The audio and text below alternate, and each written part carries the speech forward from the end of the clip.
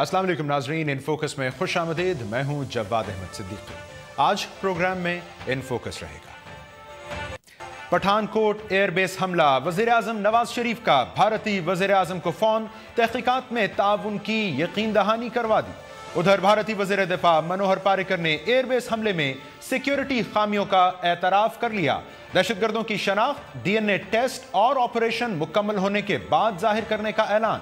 कहते हैं दहशतगर्दों से मिलने वाला असलहा पाकिस्तानी साख्त का मालूम होता है। ईरान सऊदी अरब तनाज़ा शिद्दत इख्तियार कर गया। सिफारती ताल्लुकात के बाद दोनों ममालिक ने फ़ज़ाई और तिजारती राबते भी मुनक़ता कर लिए। सऊदी अरब, बहरीन और सूडान के बाद कुवैत ने भी ईरान से अपना सफ़ीर वापस बुलाने का ऐलान कर दिया। पाकिस्तानी मुशीर ख़ारिजा सरताज अजीज़ का सूरत हाल पर तशवीश का इजहार। उधर ऑपोजिशन ने इन कैमरा ब्रीफिंग का मुतालबा कर दिया। और कराची में आवाम को दरपेश रोजमर्रा मसाइल पर हुकूमती तवज्जो हासिल करने का अनोखा अंदाज। वज़ीर आला सिंध खुले गटर, कूड़े के ढेर और खस्ताहाल सड़कों जैसे मसाइल हल करें। कराची की सड़कों पर बड़े साईं की पेंट शुदा तस्वीर के जरिए चलाई गई मुहिम ने कायम अली शाह साहब को जगा दिया। नाज़रीन, भारत में पठानकोट एयरबेस पर हफ्ते के रोज़ होने वाले दहशतगर्द हमले के बाद भारतीय सिक्योरिटी फोर्सेस ने जिस ऑपरेशन का आगाज़ किया वो ताहाल सिक्योरिटी वजूहात की बिना पर मुकम्मल नहीं हो सका, ये जारी है। लेकिन इस दौरान आज इंतहाई अहम दिन था। बहुत सी अहम पेशरफ्त हुई हैं आज, जिनमें यकीनन सबसे अहम पेशरफ्त ये रही कि वज़ीर आज़म पाकिस्तान मोहम्मद नवाज शरीफ, जो कि श्रीलंका के दौरे पर हैं, उन्होंने कोलंबो से अपने भारतीय हम मनसब नरेंद्र मोदी साहब को टेलीफोन किया। उन्होंने इस वाक़े पर अफसोस का इजहार किया और अपने भारतीय हम मनसब को ये यकीन दहानी करवाई कि इस हमले में तहकीकात में पाकिस्तान भारत की मुकम्मल ताउन करेगा भारत के साथ। दूसरी जानिब जो भारतीय वजारत खारिजा के तर्जुमान हैं विकास सवारू, उन्होंने भी एक ट्विटर पैगाम जारी किया है जिसमें उन्होंने कहा है कि नरेंद्र मोदी साहब ने वज़ीर आज़म नवाज शरीफ से बात करते हुए जोर दिया है कि वो उन मुबैना तंजीमों और अफराद के खिलाफ ठोस और फौरी कार्रवाई करें जो पठानकोट दहशतगर्दी की जिम्मेदार हैं या उनके जिम्मेदारान से उनका ताल्लुक हो सकता है। जबकि हमारे सामने है कि इस पठानकोट हमले की जो जिम्मेदारी है वो कश्मीर में जो जिहादी तंजीमों का एक इत्तेहाद है, मुत्तहिदा यूनाइटेड जिहाद काउंसिल, उसने इस हमले की जिम्मेदारी कबूल कर रखी है। इसी दौरान हमने भारतीय वज़ीर दिफा मनोहर पारिकर की प्रेस कॉन्फ्रेंस भी देखी जिसमें उन्होंने सिक्योरिटी खामियों का इस एयरबेस हमले में एतराफ़ किया। उन्होंने ये कहा कि दहशतगर्दों की शनाख्त फिलफौर ज़ाहिर नहीं की जा सकती। उसके लिए उन्होंने कहा पहले DNA टेस्ट होना और ऑपरेशन मुकम्मल होना और तहकीकात होना लाजिम है। लेकिन साथ ही उन्होंने ये भी कहा कि जो असलहा मिला है वो बज़ाहिर पाकिस्तानी साख्त का मालूम होता है। तो बुनियादी सवाल नाज़रीन इस वक्त हमारे सामने ये है कि इन हालात में दहशतगर्दी की भारत में इस ताज़ा कार्रवाई के बाद भारतीय वज़ीर आज़म और पाकिस्तानी वज़ीर आज़म के लिए कितना बड़ा चैलेंज होगा कि पाक भारत अमन मुज़ाकरात, एक अमन प्रोसेस जिसका आगाज़ किया गया है उसको बहाल रख। और फिर ये भी कि अब दोनों जानिब से मालूमात का जो तबादला हो रहा है दहशतगर्दी के बाद, नेशनल सिक्योरिटी एडवाइज़र लेवल पर दोनों ममालिक इस फोरम पर मालूमात के तबादले से कितना इस्तेफादा कर रहे हैं या कर सकते हैं, इस पर बात करेंगे। मेरे साथ मौजूद हैं पाकिस्तान के साबिक नेशनल सिक्योरिटी एडवाइज़र हैं मुशीर बराए कौमी सलामती, पाकिस्तान के अमेरिका में साबिक सफ़ीर रहे हैं जनरल रिटायर्ड महमूद अली दुरानी साहब को मैं खुश आमदीद कहता हूँ शो में। और फिलहाल मुझे भारत से सीनियर भारतीय सहाफ़ी जो कि अखबार कश्मीर राइजिंग से मुंसलिक हैं रश्मि तलवार साहिबा, वो भी ज्वाइन करें। जनरल साहब, मैं अगर आपके पास ही लेकर आऊँ सर, एक जनाब ये भारतीय वज़ीर दिफा की प्रेस कॉन्फ्रेंस है जिसमें वो एतराफ़ कर रहे हैं सिक्योरिटी लैब्स का। उन्होंने ये भी कह दिया कि असलहा पाकिस्तानी साख्त का मालूम होता है। अब लेकिन हमारे सामने है जो जिम्मेदारी है इस हमले की वो मुत्तहिदा जिहाद काउंसिल ने तस्लीम कर रखी है। वो जो एक पुराना मौक़िफ़ है सरहद पार से दहशतगर्दी का, आपको भारत की जानिब से वही दोहराया जाता दिखाई दे रहा है एक मुख्तलिफ अंदाज में, या कैसे देख रहे हैं आप इसको? ये इस दफ़ा ज़रा थोड़ा फ़र्क है जो रिएक्शन है। मैंने इंडिया का रिएक्शन स्टडी किया है मीडिया में और कुछ इंटेलेक्चुअल से और कुछ डिप्लोमेट्स इंडियन से, तो फ़र्क नज़र आ रही हैं उनके रिएक्शन। मीडिया उनका अभी भी बड़ा हॉकिश है और उनका बस चले तो एक जंग शुरू हो जाए हमारी। मगर खुशी की बात यह है कि इस्टेब्लिशमेंट के लेवल पे, गवर्नमेंट के लेवल पे रिएक्शंस बड़े कंट्रोल्ड हैं।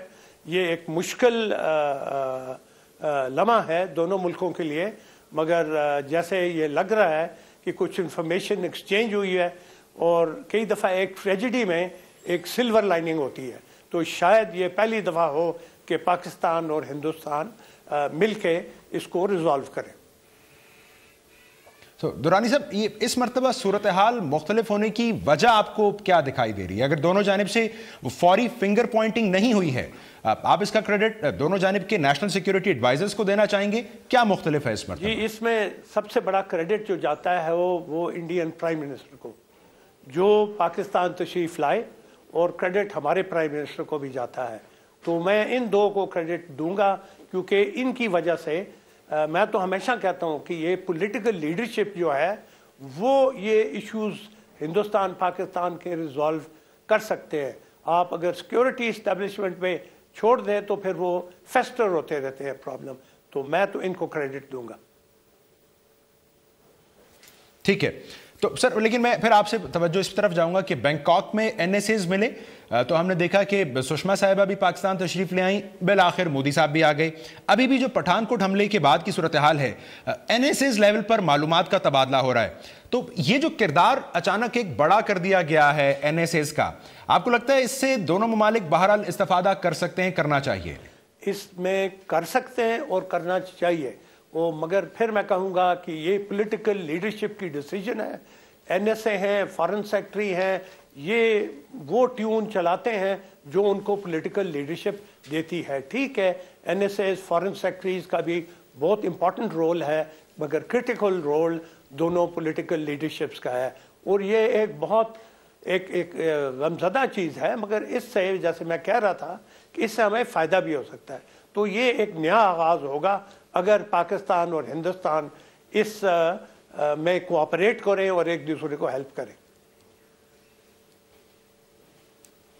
ٹھیک ہے سر، لیکن کیا اس کو پھر اس نظریے سے دیکھا جائے، کیونکہ بہرحال یہ جو پولیٹیکل ایک ولنگنس تھی امن پروسیس کو ریزیوم کرنے کی، یہ شاید ماضی میں بھی تھی، بٹ ممبئی حملوں کے بعد صورتحال ہمیں بدلتی دکھائی دی. سو اس سائڈ کو آپ کو لگتا ہے اس دفعہ کچھ ایڈمنسٹریٹو میجرز کے ذریعے انشور کیا جا رہا ہے، اس کو کاؤنٹر کیا جا رہا ہے؟ میں پھر کہوں گا کہ ایڈمنسٹریٹو میجرز تو نارمل ہی ہیں، کوئی ایسے ان یوزل نہیں ہے. میری سمجھ کے مطابق یہ اسینشلی پولیٹیکل ول ہے جو گائیڈنس ٹاپ لیڈرشپ سے مل رہی ہے کہ بھائی کوشش کرو، کوآپریٹ کرو.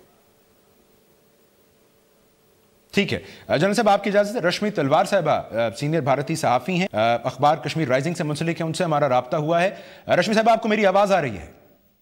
جی جی. رشمی صاحب، میں جاننا چاہ رہا تھا آپ سے کہ یہ وزیر اعظم نواز شریف صاحب کا مودی جی کو ٹیلی فون کرنا، واقعے پر افسوس کا اظہار اور تعاون کا جو یقین دہانی انہوں نے کرائی ہے، کیسے دیکھا جا رہا ہے بھارت میں اس کو؟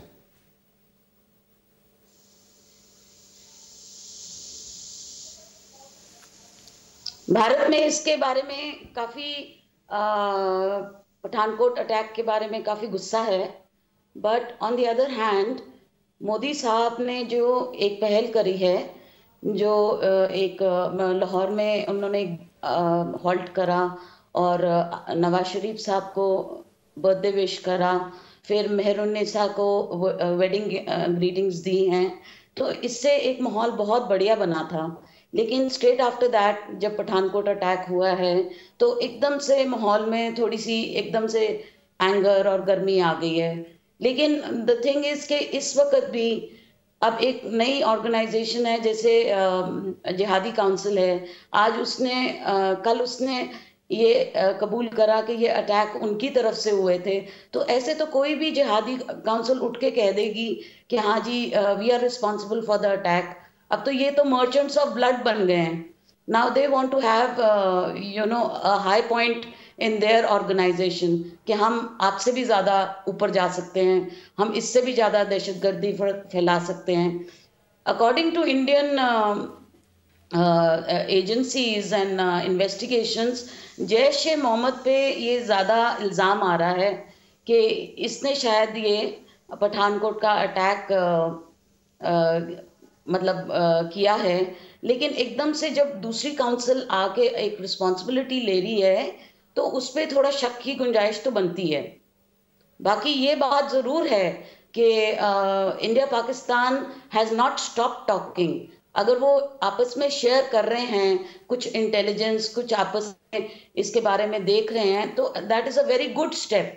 مجھے لگتا ہے کہ یہ جو پٹھان کوٹ کی واردات ہے اس کو میں نگیٹ نہیں کروں گی، لیکن اس کے اوپر اٹھ کے انڈیا پاکستان کو ڈیفینیٹلی ایک نیا راستہ نکالنا پڑے گا.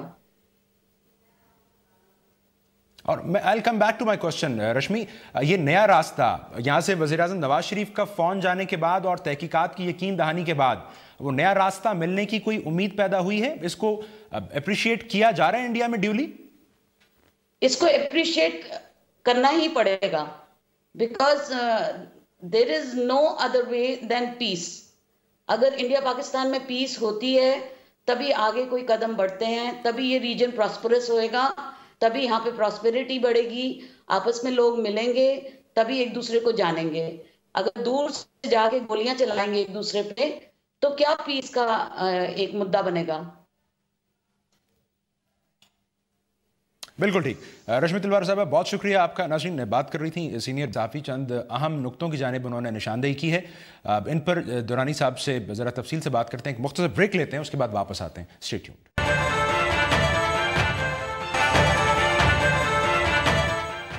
Welcome back. ناظرین ہمارے ساتھ موجود ہیں پاکستان کے سابق national security adviser general retired Mahmud Ali Durrani صاحب.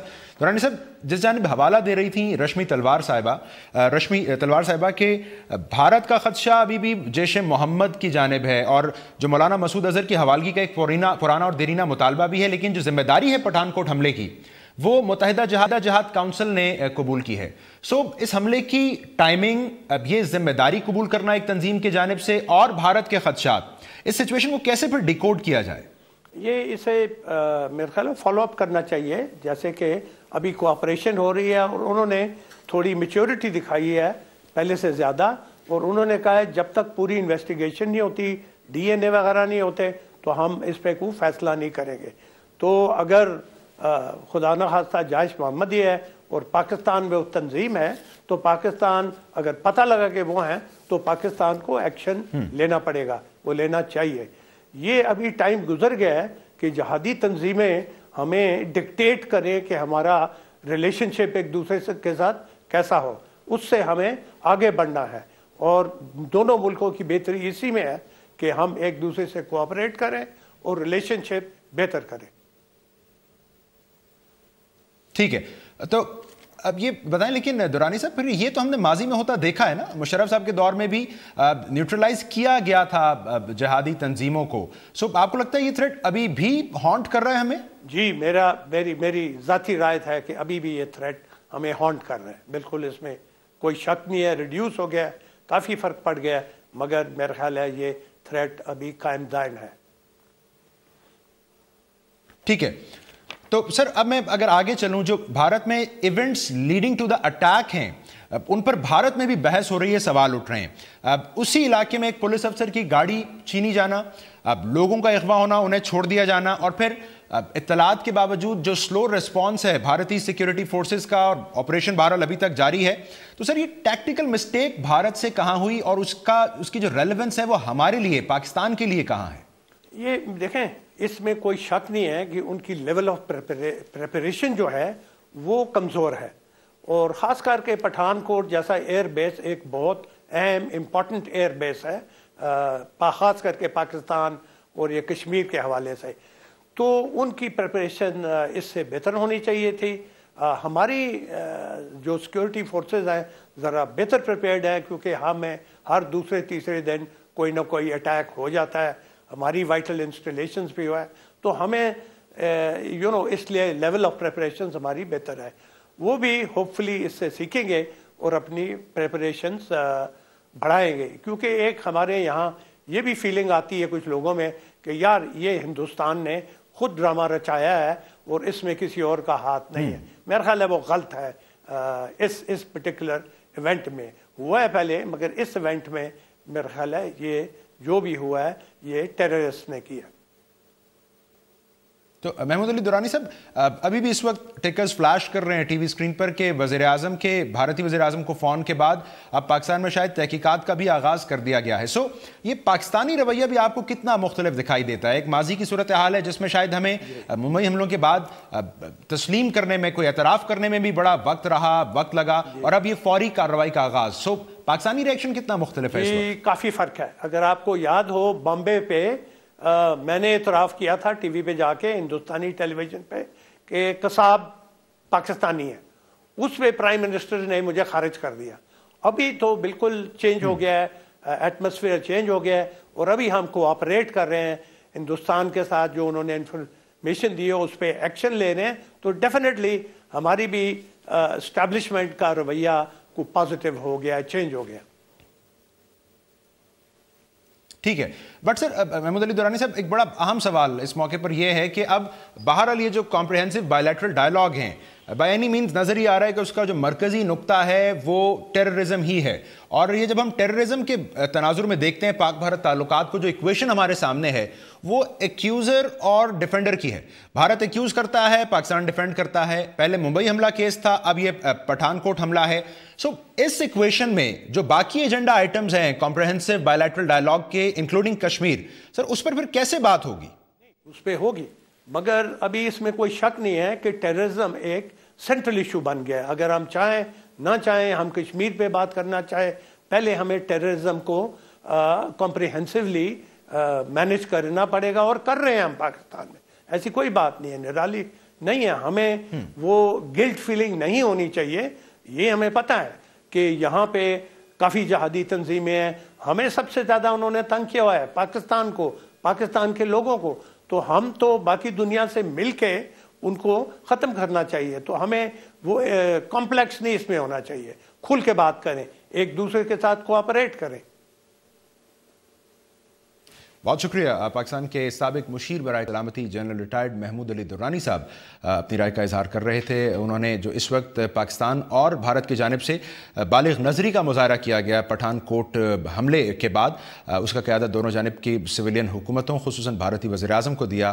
اور انہوں نے کہا کہ یہ وقت ہے کہ جہادی تنظیموں کے حوالے سے ایک مؤثر کارروائی کی جائے. یہ خدشہ، یہ خطرہ ان تنظیموں کی جانب سے بہرحال دونوں ممالک کے لیے اب بھی موجود ہے. ایک مختصر بریک ناظرین، جس کے بعد آ کر بات کریں گے ایران سعودی عرب بڑھتے تنازع کی یہ خطے کے لیے کیا معنی اور پیغام رکھتا ہے. After a short break.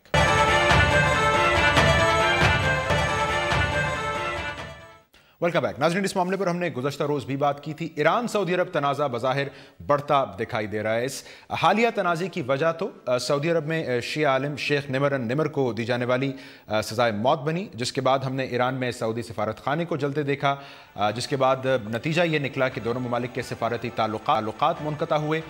اس کے بعد ہم نے گزشتہ روز یہ بھی دیکھا کہ دونوں جانب سے جو فضائی رابطہ ہے اور تجارتی رابطے ان کو بھی منقطع کر دیا گیا. اور پھر بحرین، سوڈان اور آج کویت نے بھی ایران سے اپنے سفیر کو واپس بلانے کا اعلان کر دیا ہے. تو ایران ایک ایسا ملک جو ماضی قریب میں جس کی معیشت مشکلات کا شکار رہی اپنے اوپر عائد پابندیوں کی وجہ سے، وہ اس سفارتی کشیدگی اور تنہائی کا متحمل ہو سکتا ہے. اور یہ سعودی ایران جو تنازع ہے یہ خطے کے لیے کیا معنی رکھتا ہے، بالخصوص جو شام تنازع ہے جہاں بہرحال سعودی عرب اور ایران دونوں کے اپنے مفادات ہیں، اس تنازع پر یہ کس طرح اس کے اثرات ہوں گے، بات کریں گے. ہم نے زحمت دی ہے، مجھے جوائن کر رہے ہیں ڈائریکٹر نیوز ہیں تہران ٹی وی کے اور تجزیہ کار ہیں سید احمد رضوی صاحب. رضوی صاحب، بہت شکریہ آپ کے وقت کا. سر مجھے سب سے پہلے یہ بتائیے، آج کویت نے بھی اعلان کر دیا کہ ایران سے اپنا سفیر وہ واپس بلا لیں گے. تو یہ جو سعودی سفارت خانہ جلنے سے ایک سلسلہ شروع ہوا اور بظاہر اسی کے احتجاج میں یہ تمام ممالک بحرین، سوڈان، کویت اپنے سفیر واپس بلا رہے ہیں، یہ ایران کے لیے تنہائی کا باعث، اس کی معیشت کے لیے مشکلات کا سبب نہیں بن جائے گا؟ بسم اللہ الرحمن الرحیم. جناب، میں عرض یہ کروں کہ ابھی یہ جو ایشو سامنے آیا ہے اس کو ذرا آگے سے ہم لے لیں. یہ ابھی اچانک ہونے والی بات نہیں ہے، بلکہ شیخ نمر کی پھانسی جو ہے وہ تقریباً 2 مہینہ پہلے ہونے والی تھی، لیکن تاخیر کیوں ہوئی اس میں سمجھ میں نہیں آتا. اور میں سمجھتا ہوں تقریباً یہ سعودی عرب نے ایسے موقع پر یہ پھانسی دی ہے دوسرے دہشت گردوں کے ساتھ. البتہ وہ شیخ نمر جو ہے بڑے عالم دین تھے، بڑے لیڈر تھے، میں اس بات میں نہیں اس کی طرف نہیں جاتا. لیکن بات یہ ہے کہ اس وقت ایران میں الیکشنز ہو رہے ہیں، یعنی ایک ایسے موقع پر یہ ایشو سامنے آیا ہے کہ تقریباً میں سمجھتا ہوں کہ یہ جو مشہد اور تہران میں جو قونصلیٹ پہ حملے ہوئے ہیں یہ ایران کے گورنمنٹ کا کوئی موقف نہیں ہے. آپ کو پتہ ہے گورنمنٹ نے اس کی مذمت بھی کی اور لوگوں کو پکڑنے کا اعلان بھی کیا, کہا جو اس میں ذمہ دار ہیں. تو سعودی عرب کا جو ری ایکشن ہے اس کے خلاف ایک دم جو اس طرح کا ری ایکشن سامنے آیا ہے, میں سمجھتا ہوں یہ بہت زیادہ تیز ہے, اور ایک دم سفارتی تعلقات توڑنا, اس کے بعد تجارتی تعلقات کو ختم کرنا, اس کے بعد فضائی حدود کو جو ہے وہ ختم کرنا, اس طرح کی باتیں جو ہے وہ بہت زیادہ میں سمجھتا ہوں یہ اہم اقدامات سعودی کی طرف سے ہوئے ہیں. اور جو ممالک جنہوں نے سعودی کا ساتھ دیا ہے وہ تقریباً سمجھ لیجئے کہ وہ ایک نظر سے سعودی کے حاشیے میں یا سعودی کے جو ہے وہ نزدیکی ممالک ہیں. ان کے تعلقات کے ساتھ ایران کے ساتھ تعلقات توڑنے سے یا بائیکاٹ کرنے سے یا سفارتی تعلقات توڑنے سے ایران پہ اگرچہ ٹھیک ہے آپ کی بات درست ہے, سفارتی تعلقات ٹوٹنا دو ملکوں کے درمیان اثر تو اس کا پڑتا ہے, لیکن ایران وہ ملک ہے جس نے پوری دنیا کی پابندیوں کا مقابلہ کیا, سلامتی کونسل کی پابندیوں کا مقابلہ کیا. امریکہ اور یورپ کے تمام ممالک نے اتنے سالوں تک مقابلہ کیا ایران نے ان پابندیوں کا, اور معیشت جو ہے وہ ایران کی چلتی رہی, اور اس کا فائدہ ایران کو ہوا ہے. ایران کو یہ فائدہ ہوا کہ شاہ کے زمانے کا وہ ایران جو کسی بھی مغربی کمپنی کے اسمبلڈ فیکٹریاں ایران میں لگتی تھی, آج وہ ایران میزائل کا ایک وہ یعنی میزائلی صنعت کا ایک دنیا میں ایک وہ بہت بڑی طاقت ہے, اور آج وہ ایران 40 ممالک کو اپنے مصنوعات برآمد کر رہا ہے. فرض کر لیجئے یعنی ٹیکنالوجی برآمد کر رہا ہے, اور ٹیکنالوجی میں اس حد تک آگے بڑھ گیا ہے کہ وہ نینو ٹیکنالوجی ہے یا ایٹمی ٹیکنالوجی ہے, اس میں بہت آگے بڑھ چکا ہے ایران. تو اس لحاظ سے ایران کے لیے کوئی خاص اہمیت نہیں ہے کہ کون تعلقات توڑے کون تعلقات رکھے, کیونکہ ان ممالک کے پاس ٹھیک ہے. لیکن رضوی صاحب میں قطع کلامی کر رہا ہوں, لیکن عصر حاضر میں ایک ملک کا سفارت خانہ کچھ عناصر کی طرف سے جلا دیا جانا, گو کہ سرکاری طور پر اس کی مذمت کی گئی ہے, یہ کیا بتا رہا ہے؟ یہ بہرحال کوئی معمولی واقعہ تو ہرگز نہیں ہے. بات یہ ہے کہ آپ اس بارے میں شیخ نمر کی شخصیت کی طرف ہمیں دیکھنا پڑے گا. شیخ نمر کی شخصیت جو ہے وہ ایسی نہیں ہے جو سعودی عرب جو سمجھتا ہے ایک عالم کو پھانسی دی ہے یا اپنے ایک لیڈر کو پھانسی دی ہے. ان کے ماننے والے اور ان کے جو پیروکار ہیں یا ان کے جو محبت رکھنے والے ہیں وہ دنیا کے تمام ممالک میں پھیلے ہوئے ہیں.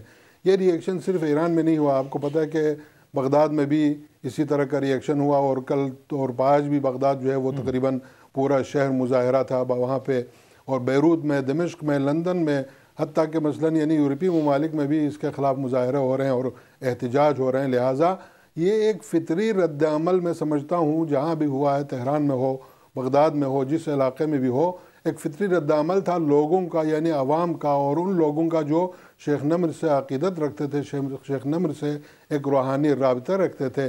لہٰذا سعودی عرب کی حکومت کی طرف سے ان تمام چیزوں کو حکومت ایران کے کھاتے میں ڈالنا جو ہے وہ سمجھ سے بالاتر ہے. میرے خیال میں آپ اس تناظر میں دیکھیے کہ اگر فرض کر لیں ایک اقدام مثلا سفارتی تعلقات توڑنا کافی تھا, تو یہ سارے اقدام کیوں کیے؟ اور اس کے بعد وہ دوسرے ممالک جنہوں نے سعودی عرب کو دیکھی انہوں نے سفارتی تعلقات ایران کے ساتھ توڑ لیے, تو ان کے لیے کون سے مفادات ان کے مفادات کو نقصان پہنچا تھا. لہٰذا میں ٹھیک ہے. اور رضوی صاحب آپ کو یہ شیخ نمر صاحب کی پھانسی کا ہی معاملہ, ان کی سزائے موت کا معاملہ لگ رہا ہے, یا وہ تناظر پس منظر زیادہ اہم ہے؟ اب چاہے وہ ایران کی امریکہ دیگر عالمی طاقتوں سے ڈیل ہو, اب یہ 34 رکنی اتحاد جس کو سعودیہ لیڈ کر رہا ہے اس میں ایران کا شامل نہ ہونا ہو, ان دونوں ممالک کی پرانی جنگ ہو, وہ تناظر زیادہ اہم ہے یا اصل مسئلہ شیخ نمر صاحب کی سزائے موت ہی ہے؟ بات آپ نے بالکل ٹھیک کی. یہ صرف شیخ نمر صاحب کا جو ان کی شہادت کا مسئلہ نہیں ہے, بلکہ ایک عالمی کھیل ہے جس کے سمجھ لیں سارے ڈانڈے جو ہے تقریباً امریکہ اور اسرائیل سے ملتے ہیں. یہ ایسا نقشہ ہے, ایسا کھیل ہے جو امریکہ اسرائیل کے تحفظ کے لیے مشرق وسطیٰ میں اس طرح کے مسائل پیدا کر کے آخری نتیجے کے طور پر, یعنی اس کا نتیجہ سمجھ لیں, چاہے شام میں ہو رہا ہو, چاہے فرض کر لیں ابھی جو شیخ نمر کے شہادت کے بعد کے واقعات ہوں, یا فرض کر لیجئے کہ اور بھی جو مسائل مشرق وسطیٰ میں داعش کے نام سے مثلاً جو مشرق وسطیٰ کا اس وقت ایک مسئلہ چل رہا ہے, اگر سعودی عرب کو داعش کے خلاف کوئی اتحاد بنانے کی ضرورت ہی تھی تو اس سے پہلے وہ امریکن کولیشن بنا ہوا ہے, اس کے وہ ممبر بھی ہیں, اس میں وہ شرکت بھی کی ہے انہوں نے. اس کے علاوہ روس اور دوسرے ممالک نے داعش کے خلاف جو کارروائی شروع کی ہوئی ہے, تو اب اس میں فرض کر لیں 134 ممالک میں اسلامی ممالک 57-58 میں سے 34 ممالک کو انہوں نے کیوں منتخب کیا؟ اس میں شام، عراق اور ایران کو کیوں شامل نہیں کیا؟ اگر داعش کے خلاف ہی اقدام کرنا تھا تو ایران سب سے زیادہ داعش کے خلاف عملی طور پر لڑنے والا ملک ایران ہے۔ اس وقت شام میں دیکھیں، عراق میں دیکھیں، ہر جگہ پہ خود یعنی ایران جو ہے وہ داعش کے خلاف ہے، اور کئی دفعہ جو ہے وہ داعش نے کوشش کی ہے ایران کی سرحدوں پر تک پہنچنے کی، تو داعش کا بھی ٹارگٹ زیادہ تر ایران ہے۔ اس کے باوجود ایران نے جو ہے اس کا مقابلہ کیا، لہٰذا سعودی عرب نے کیوں ایران کو اس میں شامل نہیں کیا؟ رضوی صاحب یہ بڑے مسائل ہیں، یہ بڑے مسائل ہیں اور یقیناً ان پر اثر پڑے گا اس تنازع کا۔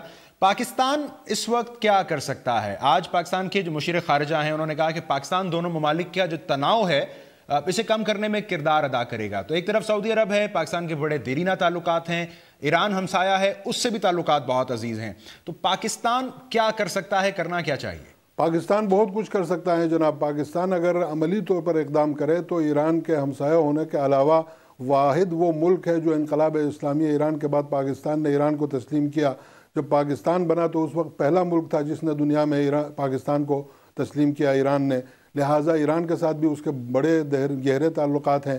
سعودی عرب بھی کیونکہ عالم اسلام کے مقدس مقامات وہاں پر ہیں، اور ان مقدس مقامات کے ناطے جو ہے سعودی عرب کے ساتھ بھی پاکستان کے تعلقات ہیں، ویسے بھی اقتصادی طور پر، اور ویسے بھی پاکستان کے ایسے تعلقات ہیں جو سعودی کے بہت نزدیکی تعلقات ہیں۔ لہٰذا اگر پاکستان کردار ادا کرے تو دونوں ممالک کے ساتھ مصالحتی کردار ادا کر سکتا ہے۔ پاکستان ایران نے ماضی میں بھی تقریباً ایران عراق جنگ کے دوران میں بھی پاکستان کی طرف سے جو کوششیں ہوئی اس کو ایران نے تسلیم کیا، یعنی ایران بھی آرام سے تسلیم کر لے گا، اور ظاہر ہے کہ سعودی خاندان کے ساتھ، حکومت کے ساتھ پاکستان حکومت کے روابط ہیں، لہٰذا پاکستان کا کردار اس میں کلیدی کردار ہے اگر وہ ادا کرے۔ بہت شکریہ سید محمد رضوی صاحب، نیوز تہران ٹی وی ہم سے بات کر رہے تھے ایران سعودی عرب تنازع پر۔ ایک مختصر بریک لیں گے ناظرین، جس کے بعد آ کر ذکر کریں گے کراچی میں روزمرہ جو عوام کو مسائل درپیش ہیں ان کی نشاندہی کے لیے بڑا ایک منفرد طریقہ احتجاج اپنایا گیا ہے، یہ کیا ہے اور اس کا نتیجہ کیا نکلا، بات کرتے ہیں اس بریک کے بعد۔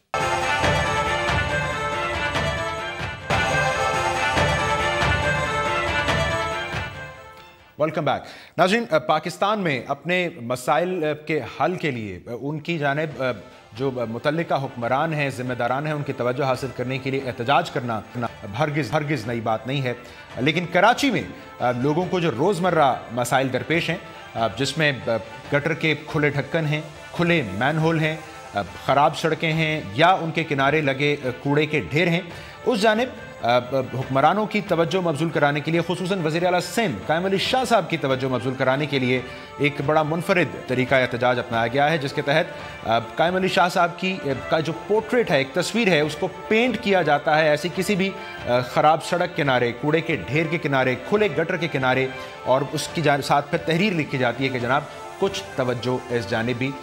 بہرحال اس طریقہ احتجاج پر اعتراض ہو سکتا ہے، وہ کیا بھی گیا ہے، لیکن اس کا نتیجہ یہ ضرور نکلا ہے کہ قائم علی شاہ صاحب نے اس پر باقاعدہ اب ایڈمنسٹریٹر کراچی کو فون کیا ہے۔ انہوں نے کہا ہے کہ یہ گٹر کے ڈھکن اگر اب کسی علاقے سے غائب ہوئے تو بڑی شدید کارروائی ہوگی۔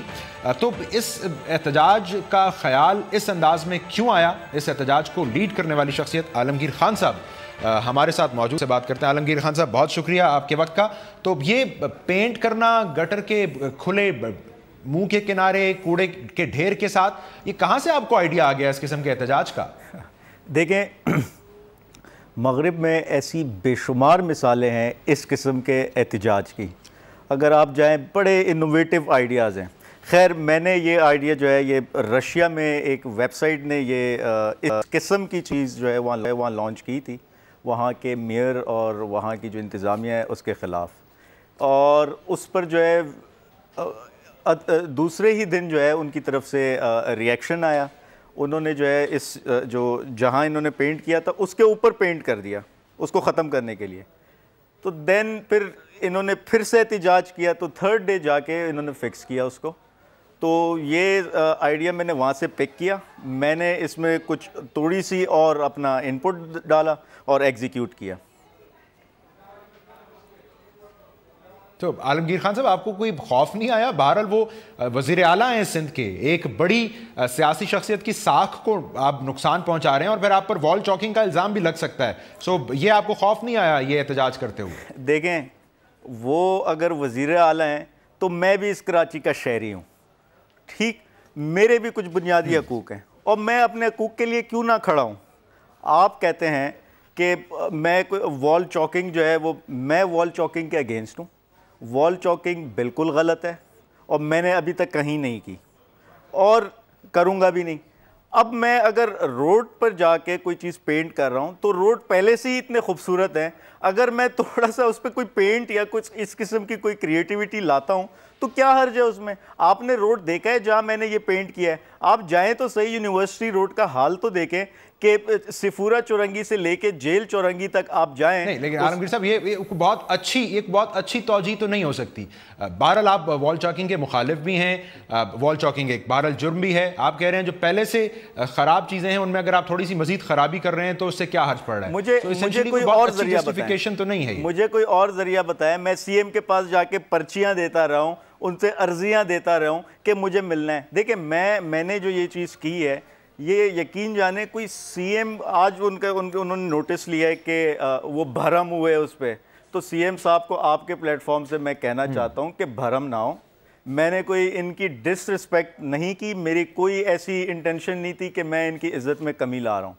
میں نے تو اس لیے کیا کہ ان کو میں مخاطب کر سکوں, ان کو بتا سکوں کہ ادھر جو ایشوز ہیں آپ ان کو تو ایڈریس کریں. ہوتا یہ ہے کہ کراچی میں پل کے اس پار کے ساری ڈیولپمنٹ وغیرہ ہوتی رہتی ہیں. پل کے اس پار آپ سمجھ رہے ہوں گے کہ, اور وہ کیوں ہوتی ہے؟ ایک تو وہاں ایلیٹ کلاس ہے اور سی ایم صاحب کی ساری سراؤنڈنگز وہیں ہوتی ہے, اور وہاں ڈی ایچ اے ایڈمنسٹریشن موجود ہے, وہاں کلفٹن کینٹونمنٹ کی ایڈمنسٹریشن موجود ہے, اور وہ خود مختار ہیں, وہ انڈیپینڈنٹ ہیں اور وہ ڈیلیور بھی کر رہے ہیں. پل کے اس پار گلشن اقبال, جوہر, ناظم آباد, ایف بی ایریا اور بے شمار ایسے علاقے ہیں. ہم یتیم اور مسکین ہیں, ہمیں کوئی پوچھنے والا بہت سارے علاقے ہیں نیگلیکٹڈ ہیں. مجھے بتائیے کیا یہ کیمپین کوئی ون مین شو ہے, آپ اکیلے ہی کام کر رہے ہیں, کوئی ٹیم ہے آپ کی, مشکلات کیا رہی پھر؟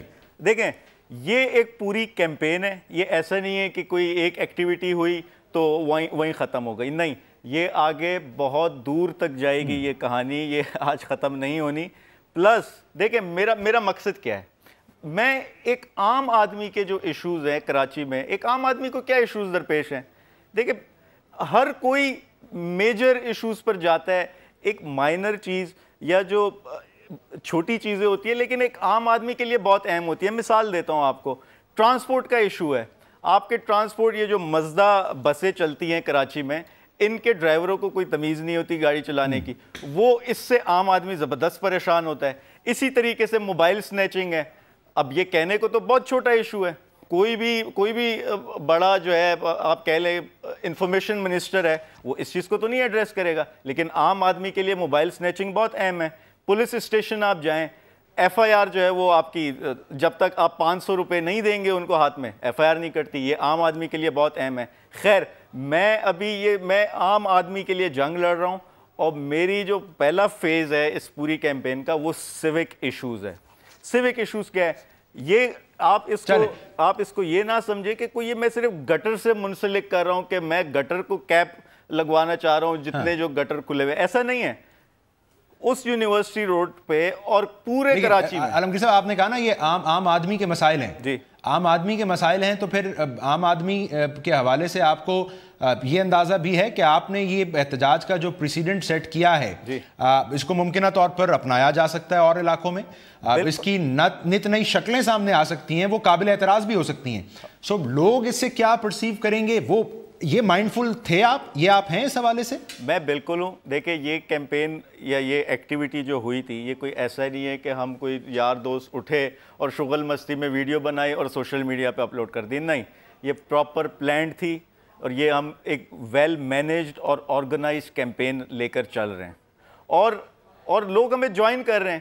دیکھیں اگر کوئی ہمارے گھر سے, ہماری کیمپین سے کوئی انلیگل, کوئی وائلنٹ, کوئی اس قسم کی کوئی بھی ایکٹیویٹی ہوگی, ہم ڈس اون کریں گے, ہم اس کے خلاف احتجاج کریں گے. تو لہٰذا ایسی کوئی چیز نہیں ہے. دوسری چیز آپ نے کہی کہ مجھے ڈر لگتا ہے, مجھے کس چیز کا ڈر ہے؟ دیکھیں میری کیمپین کا بنیادی مین پوائنٹ تھا ideas are bulletproof. Idea float ہو چکا ہے, یہ چاہے مجھے اریسٹ کر لیں, مجھے کوئکلی آپ یہ بتائیے, آپ بہرحال سی ایم نے حرکت تو کی ہے, آپ انہیں سلیپنگ بیوٹی کہتے رہے, لیکن آج انہوں نے بہرحال کمشنر کراچی کو فون کیا ہے. اب اگر کام کچھ شروع ہوتا ہے, یہ گٹروں کے ڈھکن واپس آتے ہیں, تو آپ کیا تھینک یو سی ایم کی بھی پھر کوئی کیمپین کریں گے, کوئی شکریہ ادا کریں گے؟ میں نے اس کا اعتراف کیا ہے.